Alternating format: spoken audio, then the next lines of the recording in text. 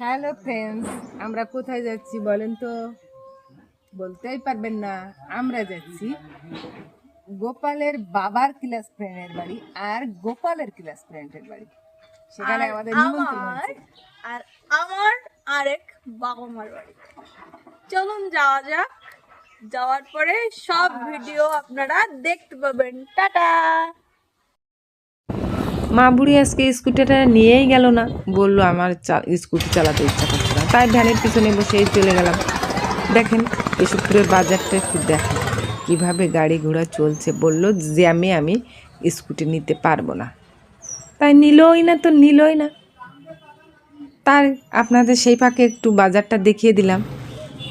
এবার দেখেন আমি এক ভ্যানের থেকে নেবে আর এক ভ্যানের জন্য অপেক্ষায় আছি। এটা আমার ভালোই লাগে না। তা মা বুড়ি এটা বোঝেই না। অবশেষে ভ্যানও পেলাম আর গন্তব্যে পৌঁছিয়ে গেলাম।